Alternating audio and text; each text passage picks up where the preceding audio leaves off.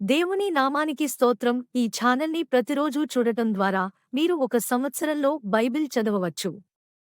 దయచేసి సబ్స్క్రైబ్ చేయండి. నేటి వేద భాగం. ఆదికాండము 11వ అధ్యాయము. భూమి యందంతటా ఒక్క భాషయు ఒక్క పలుకును ఉండెను. వారు తూర్పున ప్రయాణమైపోవచుండగా షీనారు దేశమందొక మైదానం వారికి కనబడెను. అక్కడ వారు నివసించి, మనము ఇటికలు చేసి బాగుగా కాల్చుదము రండని ఒకనితో ఒకడు మాట్లాడుకొండ్రి. రాళ్లకు ప్రతిగా ఇటికలను, అడుసునకు ప్రతిగా మట్టి కీలును వారికుండెను. మరియు వారు, మనము భూమి అందంతటా చెదరిపోకుండా ఒక పట్టణమును, ఆకాశమునంటు శిఖరము గల ఒక గోపురమును కట్టుకొని పేరు సంపాదించుకుందము రండని మాట్లాడుకొనగా, యెహోవా నరుల కుమారులు కట్టిన పట్టణమును, గోపురమును చూడ దిగి వచ్చెను. అప్పుడు యెహోవా, ఇదిగో జనము ఒక్కటే, వారికందరికీ భాష ఒక్కటే, వారు ఈ పని ఆరంభించి ఉన్నారు. ఇక మీదట వారు చేయదలచి ఏ పని అయినను చేయకుండా వారికి ఆటంకమేమియూ నుండదు. కనుక మనము దిగిపోయి వారిలో ఒకని మాట ఒకనికి తెలియకుండా అక్కడ వారి భాషను తారుమారు చేయదము రండని అనుకొనెను. అలాగు యెహోవా అక్కడ నుండి భూమి అందంతటా వారిని చెదరగొట్టెను. గనుక వారు ఆ పట్టణమును కట్టుట మానిరి. దానికి బాబెలు అని పేరు పెట్టిరి. ఎందుకనగా అక్కడ యెహోవా భూజనులందరి భాషను తారుమారు చేసెను. అక్కడ నుండి యెహోవా భూమి అందంతటా వారిని చెదరగొట్టెను. షేము వంశావళి ఇది. షేము 100 ఏండ్లు గలవాడై జలప్రవాహము గతించిన 2 ఏండ్లకు అర్పక్షదును కనెను. షేము అర్పక్షదును కనిన తరువాత 500 ఏండ్లు బ్రతికి కుమారులను కుమార్తెలను కనెను. అర్పక్షదు 35 ఏండ్లు బ్రతికి షేలహును కనెను. అర్పక్షదు షేలహును కనిన తరువాత 403 ఏండ్లు బ్రతికి కుమారులను కుమార్తెలను కనెను. షేలహు 30 ఏండ్లు బ్రతికి ఏబెరును కనెను. షేలహు ఏబెరును కనిన తరువాత 403 ఏండ్లు బ్రతికి కుమారులను కుమార్తెలను కనెను. ఏబెరు 34 ఏండ్లు బ్రతికి పెలెగును కనెను. ఏబెరు పెలెగును కనిన తరువాత 430 ఏండ్లు బ్రతికి కుమారులను కుమార్తెలను కనెను. పెలెగు 30 ఏండ్లు బ్రతికి రయూను కనెను. పెలెగు రయూను కనిన తరువాత 209 ఏండ్లు బ్రతికి కుమారులను కుమార్తెలను కనెను. రయు 32 ఏండ్లు బ్రతికి సెరూగును కనెను. రయు సెరూగును కనిన తరువాత 207 ఏండ్లు బ్రతికి కుమారులను కుమార్తెలను కనెను. సెరూగు 30 ఏండ్లు బ్రతికి నాహోరును కనెను. సెరూగు నాహోరును కనిన తరువాత 200 ఏండ్లు బ్రతికి కుమారులను కుమార్తెలను కనెను. నాహోరు 29 ఏండ్లు బ్రతికి తెరహును కనెను. నాహోరు తెరహును కనిన తరువాత 119 ఏండ్లు బ్రతికి కుమారులను కుమార్తెలను కనెను. తెరహు 70 ఏండ్లు బ్రతికి అబ్రామును, నాహోరును, హారానును కనెను. తెరహు వంశావళి ఇది. తెరహు అబ్రామును, నాహోరును, హారానును కనెను. హారాను లోతును కనెను. హారాను తాను పుట్టిన దేశమందలి కల్దీయుల ఊరను పట్టణంలో తన తండ్రి అయిన తెరహు కంటే ముందుగా మృతి పొందెను. అబ్రామును, నాహోరును వివాహం చేసుకొనిరి. అబ్రాము భార్య పేరు శారాయి. నాహోరు భార్య పేరు మిల్కా. ఆమె మిల్కాకును ఇస్సాకును తండ్రి అయిన హారాను కుమార్తె. శారయు గొడ్రాలై ఉండెను. ఆమెకు సంతానము లేదు. తెరహు తన కుమారుడగు అబ్రామును, తన కుమారుని కుమారుడు అనగా హారాను కుమారుడగు లోతును, తన కుమారుడగు అబ్రాము భార్య అయిన శారాయు అను తన కోడల్ని తీసుకొని కనానుకు వెళ్ళుటకు కల్దీల ఊరను పట్టణంలో నుండి వారితో కూడా బయలుదేరి హారాను మట్టుకు వచ్చి అక్కడ నివసించిరి. తెరహు బ్రతికిన దినములు 205 ఏండ్లు. తెరహు హారానులో మృతి పొందెను. ఆదికాండము 12వ అధ్యాయము. యెహోవా, నీవు లేచి నీ దేశము నుండియు నీ బంధువుల యొద్ద నుండియు నీ తండ్రి ఇంటి నుండియు బయలుదేరి నేను నీకు చూపించు దేశమునకు వెళ్ళుము. నిన్ను గొప్ప జనముగా చేసి నిన్ను ఆశీర్వదించి నీ నామమును గొప్ప చేయుదును. నీవు ఆశీర్వాదముగా నుందువు. నిన్ను ఆశీర్వదించు వారిని ఆశీర్వదించెదను, నిన్ను దూషించు వారిని శపించెదను. భూమి యొక్క సమస్త వంశములు నీయందు ఆశీర్వదించబడునని అబ్రాముతో అనగా, యెహోవా అతనితో చెప్పిన ప్రకారము అబ్రాము వెళ్ళెను. లోతు అతనితో కూడా వెళ్ళెను. అబ్రాము హారాను నుండి బయలుదేరినప్పుడు 75 ఏండ్ల ఈడు గలవాడు. అబ్రాము తన భార్య అయిన శరాయిని, తన సహోదరుని కుమారుడైన లోతును, హారానులో తానును వారును ఆర్జించిన యావదాస్తిని, వారు సంపాదించిన సమస్తమైన వారిని తీసుకుని కనాను దేశమునకు వెళ్ళుటకు బయలుదేరి కనాను దేశమునకు వచ్చిరి. అప్పుడు అబ్రాము షెకెము నందలి ఒక స్థలము దాకా ఆ దేశ సంచారం చేసి మోరే దగ్గరనున్న సింధూర వృక్షమునొద్దకు చేరెను. అప్పుడు కనానీయులు ఆ దేశములో నివసించిరి. యెహోవా అబ్రామునకు ప్రత్యక్షమై, నీ సంతానమునకు ఈ దేశమిచ్చెదనని చెప్పగా, అతడు తనకు ప్రత్యక్షమైన యెహోవాకు ఒక బలిపీఠము కట్టెను. అక్కడి నుండి అతడు బయలుదేరి బేతెలకు తూర్పుననున్న కొండకు చేరి, పడమటనున్న బేతెలునకును తూర్పుననున్న హాయికిని మధ్యను గుడారము వేసి అక్కడ యెహోవాకు బలిపీఠము కట్టి యెహోవా నామమున ప్రార్థన చేసెను. అబ్రాము ఇంకా ప్రయాణము చేయుచు దక్షిణ దిక్కుకు వెళ్ళెను. అప్పుడు ఆ దేశములో కరువు వచ్చెను. ఆ దేశములో కరువు భారముగా నున్నందున అబ్రాము ఐగుప్తు దేశములో నివసించుటకు అక్కడికి వెళ్ళెను. అతడు ఐగుప్తులో ప్రవేశించుటకు సమీపించినప్పుడు అతడు తన భార్య అయిన శారాయితో, ఇదిగో నీవు చక్కని దానివని ఎరుగుదును. ఐగుప్తీయులు నిన్ను చూచి ఈమె అతని భార్య అని చెప్పి నన్ను చంపి నిన్ను బ్రతకనిచ్చెదరు. నీ వలన నాకు మేలు కలుగునట్లును నిన్ను బట్టి నేను బ్రతుకున్నట్లును నీవు నా సహోదరువని దయచేసి చెప్పుమనెను. అబ్రాము ఐగుప్తులో చేరినప్పుడు ఐగుప్తీయులు ఆ స్త్రీ మిక్కిలి సౌందర్యవతి అయి ఉండుట చూచిరి. ఫరో యొక్క అధిపతులు ఆమెను చూచి ఫరో ఎదుట ఆమెను పొగిడిరి గనుక ఆ స్త్రీ ఫరో ఇంటికి తేబడెను. అతడు ఆమెను బట్టి అబ్రామునకు మేలు చేసెను. అందువలన అతనికి గొర్రెలు, గొడ్లు, మగ గాడిదలు, దాసులు, పనికత్తెలు, ఆడుగాడిదలు, ఒంటెలు ఇయ్యబడెను. అయితే యెహోవా అబ్రాము భార్య అయిన శారాయిని బట్టి ఫరోను అతని ఇంటివారిని మహావేదనల చేత బాధించెను. అప్పుడు ఫరో అబ్రామును పిలిపించి, నీవు నాకు చేసినది ఏమిటి? ఈమె నీ భార్య అని నాకెందుకు తెలపలేదు? ఈమె నా సహోదరి అని ఎలా చెప్పితివి? నేనామెను నా భార్యగా చేసుకొందునేమో. అయితేనేమి, ఇదిగో నీ భార్య, ఈమెను తీసుకుని పొమ్మని చెప్పెను. మరియు ఫరో అతని విషయమై తన జనులకు ఆజ్ఞాపించినందున వారు అతనిని, అతని భార్యను, అతనికి కలిగిన సమస్తమును పంపివేసిరి. మత్తయి సువార్త 11వ అధ్యాయం.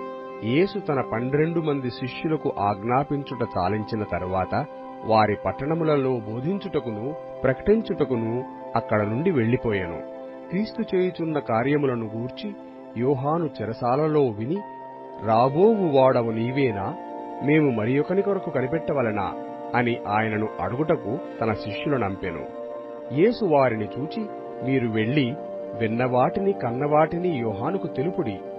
గ్రుడ్డివారు చూపు పొందుచున్నారు, కుంటివారు నడుచుచున్నారు, కుష్ఠురోగులు శుద్ధులగుచున్నారు, చెవిటివారు వినుచున్నారు, చనిపోయిన వారు లేపబడుచున్నారు, బీదలకు సువార్త ప్రకటింపబడుచున్నది. మరియు నా విషయమై అభ్యంతర పడనివాడు ధన్యుడని ఉత్తరమిచ్చెను. వారు వెళ్లిపోవుచుండగా యేసు యోహానును గూర్చి జనసమూహములతో ఈలాగు చెప్పసాగెను. మీరేమి చూచుటకు అరణ్యములోనికి వెళ్ళితిరి? గాలికి కదులుచున్న రెల్లునా? మరి ఏమి చూడ వెళ్ళితిరి? సన్నపు బట్టలు ధరించుకున్న మనుష్యునా? ఇదిగో సన్నపు బట్టలు ధరించుకునివారు రాజగృహములలో నుందురు గదా. మరి ఏమి చూడ వెళ్ళితిరి? ప్రవక్తనా? అవునుగాని ప్రవక్త కంటే గొప్పవానినని మీతో చెప్పుచున్నాను. ఇదిగో నేను నా దూతను నీకు ముందుగా పంపుచున్నాను. అతడు నీ ముందర నీ మార్గమును సిద్ధపరచును అని ఎవని గూర్చి వ్రాయబడును? అతడే ఈ యోహాను. స్త్రీలు కనిన వారిలో బాప్తిస్తమిచ్చు యోహాను కంటే గొప్పవాడు పుట్టలేదని నిశ్చయముగా మీతో చెప్పుచున్నాను. అయినను పరలోక రాజ్యములో అల్పుడైన వాడు అతని కంటే గొప్పవాడు. బాప్తిస్తమిచ్చు యోహాను దినములు మొదలుకుని ఇప్పటి వరకు పరలోక రాజ్యము బలాత్కారముగా పట్టుబడుచున్నది. బలాత్కారులు దానిని ఆక్రమించుకొనుచున్నారు. యోహాను కాలము వరకు ప్రవక్తలందరూ ప్రవచించుచూ వచ్చిరి. ధర్మశాస్త్రము సహా ప్రవచించునుండును. ఈ సంగతిని అంగీకరించుటకు మీకు మనస్సుంటే రాబోవు ఏలీయా ఇతడే. వినుటకు చెవులు గలవాడు వినుగాక. ఈ తరము వారిని దేనితో పోల్చుదును? సంత వీధులలో కూర్చునియుండి మీకు పిల్లన గ్రోవి ఊదితిమిగాని మీరు నాట్యమాడరైతిరి, ప్రలాపించితిమిగాని మీరు రొమ్ము కొట్టుకునరైతిరని తమ చెలికాండ్రతో చెప్పి పిలుపులాటలాడుకొను పిల్లకాయలను పోలియున్నారు. యోహాను తినకయూ త్రాగకయూ వచ్చెను గనక వీడు దయ్యము పట్టినవాడని వారనుచున్నారు. మనుష్య కుమారుడు తినుచును త్రాగుచును వచ్చెను గనక ఇదిగో వీడు తిండిబోతును మద్యపానియు సుంకరులకును పాపులకును స్నేహితుడునని వారనుచున్నారు. అయినను జ్ఞానము జ్ఞానమని దాని క్రియలను బట్టి తీర్పు పొందుననెను. పిమ్మట ఏ ఏ పట్టణములలో ఆయన విస్తారమైన అద్భుతములు చేసెనో ఆ పట్టణముల వారు మారుమనస్సు పొందకపోవుట వలన ఆయన వారినిట్లు గద్దింపసాగెను. అయ్యో కొరాజీనా, అయ్యో బేత్సయిదా, మీ మధ్యను చేయబడిన అద్భుతములు తూరు సీదోను పట్టణములలో చేయబడిన ఎడల ఆ పట్టణముల వారు పూర్వమే గోనెపట్ట కట్టుకుని బూడిద వేసుకుని మారుమనస్సు పొందియుందురు. విమర్శ దినమందు మీ గతి కంటే తూరు సీదోను పట్టణముల వారి గతి ఓర్వతగినదయ్యుండునని మీతో చెప్పుచున్నాను. కపెర్నహూమా, ఆకాశము మట్టునకు హెచ్చింపబడెదవా? నీవు పాతాళము వరకు దిగిపోయేదవు.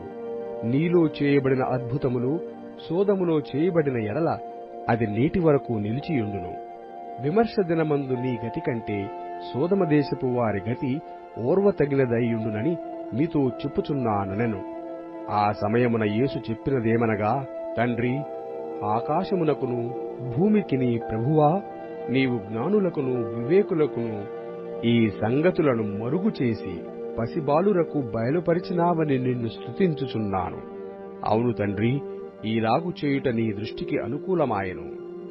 సమస్తమును నా తండ్రి చేత నాకప్పగింపబడియున్నది. తండ్రిగాక ఎవడునూ కుమారుని ఎరగడు, కుమారుడుగాకను కుమారుడెవనికి ఆయనను బయలుపరచునుద్దేశించునో వాడుగాకను మరి ఎవడునూ తండ్రిని ఎరగడు. ప్రయాసపడి భారము మోసికొనుచున్న సమస్త జనులారా, నా యొద్దకు రండి, నేను మీకు విశ్రాంతి కలగజేతును. నేను సాత్వికుడను, దీన మనస్సు గలవాడను కనుక మీ మీద నా కాడి ఎత్తుకుని నా యొద్ద నేర్చుకొనుడి. అప్పుడు మీ ప్రాణములకు విశ్రాంతి దొరుకును. ఏలయనగా నా కాడి సులువుగాను నా భారము తేలికగాను ఉన్నవి. మత్తయి సువార్త 12వ అధ్యాయం.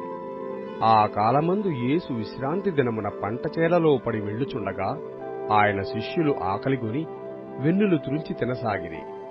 పరిసయ్యులది చూచి, ఇదిగో విశ్రాంతి దినమున చేయకూడనిది నీ శిష్యులు చేయుచున్నారని ఆయనతో చెప్పగా ఆయన వారితో ఇట్లనెను, తానును తనతో కూడానున్న వారును ఆకలిగొనియుండగా దావీదు చేసిన దాని గూర్చి మీరు చదవలేదా? అతడు దేవుని మందిరములో ప్రవేశించి యాజకులే తప్ప తానైనను తనతో కూడా ఉన్నవారైనను తినకూడని సముఖపు రొట్టెలు తినెను. మరియు యాజకులు విశ్రాంతి దినమున దేవాలయములో విశ్రాంతి దినమున ఉల్లంఘించియు నిర్దోషులయ్యున్నారని మీరు ధర్మశాస్త్రమందు చదవలేదా? దేవాలయము కంటే గొప్పవాడిక్కడనున్నాడని మీతో చెప్పుచున్నాను.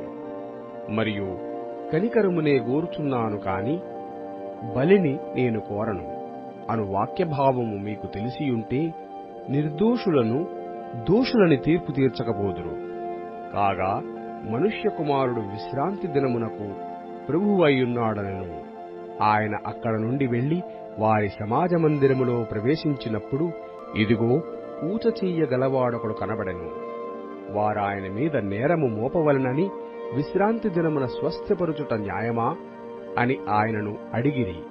అందుకాయన, మీలో ఏ మనుష్యునికైనను ఒక గొర్రెయుండి అది విశ్రాంతి దినమున గుంటలో పడిన ఎడల దాని పట్టుకుని పైకి తీయడా?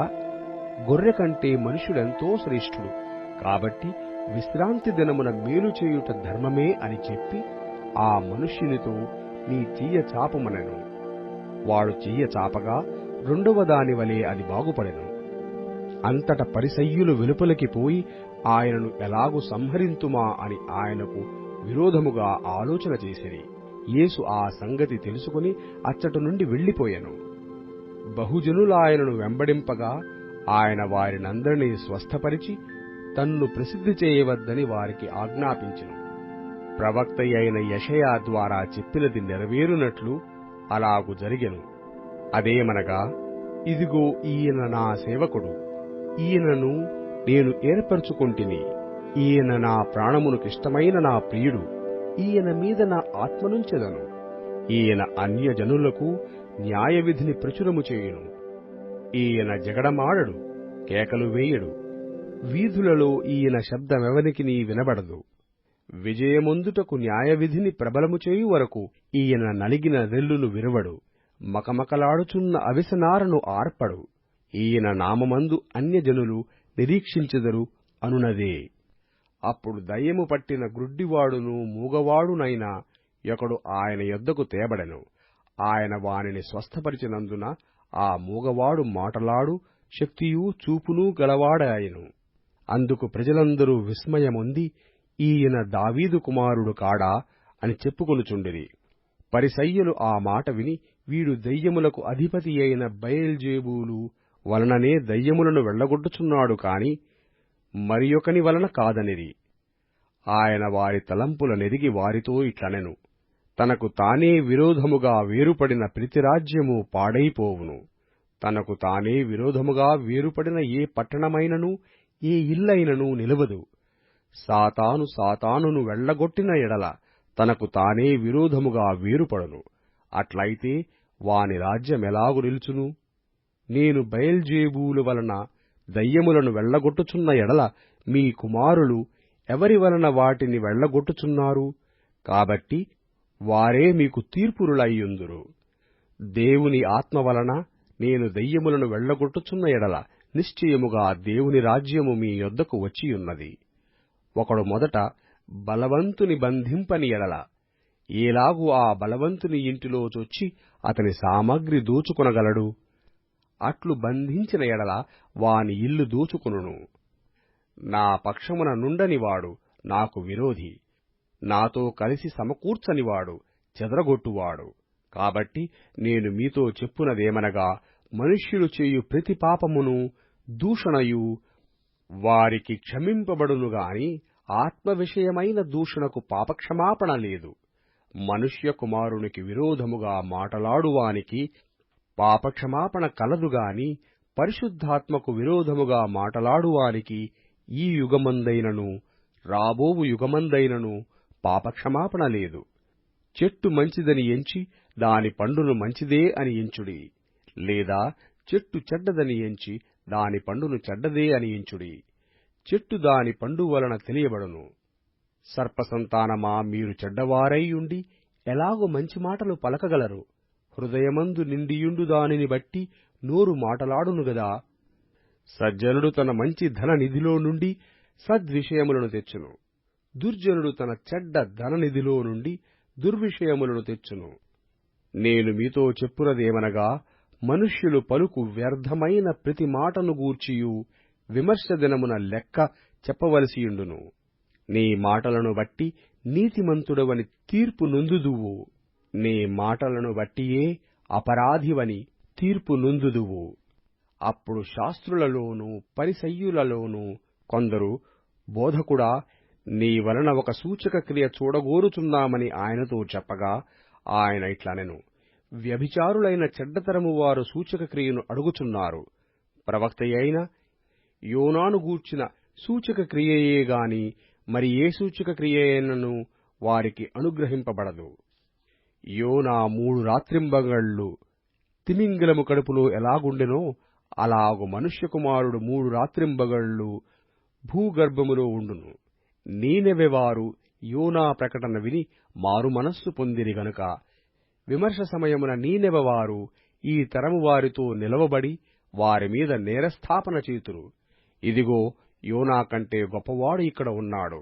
విమర్శ సమయమున దక్షిణ దేశపు రాణి ఈ తరము వారితో నిలవబడి వారి మీద నేరస్థాపన చేయును. ఆమె సొలొమోను జ్ఞానము వినుటకు భూమి అంతముల నుండి వచ్చెను. ఇదిగో, సొలొమోను కంటే గొప్పవాడు ఇక్కడ ఉన్నాడు. అపవిత్రాత్మ ఒక మనుష్యుని వదిలిపోయిన తరువాత అది విశ్రాంతి వెదుకుచూ నీరులేని చోట్ల తిరుగుచుండును.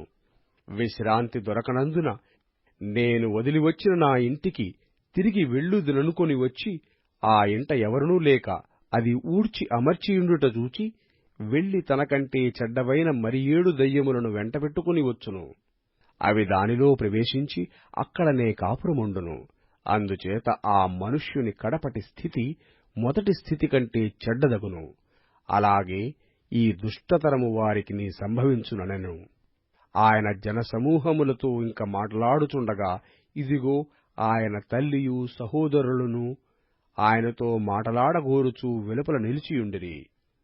అప్పుడొకడు, ఇదిగో, నీ తల్లియు నీ సహోదరులను నీతో మాటలాడవలెనని వెలుపల నిలిచియున్నారని ఆయనతో చెప్పెను. అందుకాయన తనతో ఈ సంగతి చెప్పిన వాని చూచి, నా తల్లి ఎవరు, నా సహోదరులెవరు అని చెప్పి తన శిష్యుల వైపు చెయ్యి చాపి, ఇదిగో, నా తల్లియు నా సహోదరులను పరలోకమందున్న నా తండ్రి చిత్తము చొప్పున చేయువాడే నా సహోదరుడును నా సహోదరియు నా తల్లియు ననెను. కీర్తనల గ్రంథములో నుండి 6వ కీర్తన. యెహోవా, నీ కోపము చేత నన్ను గద్దింపకుము, నీ ఉగ్రతతో నన్ను శిక్షింపకుము. యెహోవా, నేను కృషించియున్నాను, నన్ను కరుణించుము. యెహోవా, నా ఎముకలు అదరుచున్నవి, నన్ను బాగుచేయుము. నా ప్రాణము బాగుగా అదరుచున్నది. యెహోవా, నీవు ఎంతవరకు కరుణింపకయుందువో, యెహోవా, తిరిగి రమ్ము, నన్ను విడిపింపుము. నీ కృపను బట్టి నన్ను రక్షించుము. మరణమైన వారికి నిన్ను గూర్చిన జ్ఞాపకము లేదు. పాతాళములో ఎవరు నీకు కృతజ్ఞతాస్తుతులు చెల్లించుదురు? నేను మూలుగుచు అలసియున్నాను. ప్రతి రాత్రియు కన్నీరు విడుచుచు నా పరుపు తేలచేయుచున్నాను. నా కన్నీళ్ల చేత నా పడక కొట్టుకొని పోవుచున్నది. విచారము చేత నా కన్నులు గుంటలు పడుచున్నవి. నాకు బాధ కలిగించు వారి చేత అవి చివికియున్నవి. యెహోవా నా రోదన ధ్వని వినియున్నాడు. పాపము చేయు వారలారా, మీరందరూ నా యుద్ధ నుండి తొలగిపోవుడి. యెహోవా నా విన్నపము ఆలకించియున్నాడు. యెహోవా నా ప్రార్థనను అంగీకరించును. నా శత్రువులందరూ సిగ్గుపడి బహుగా అదరుచున్నారు. వారు ఆకస్మికముగా సిగ్గుపడి వెనుకకు వెలుదురు.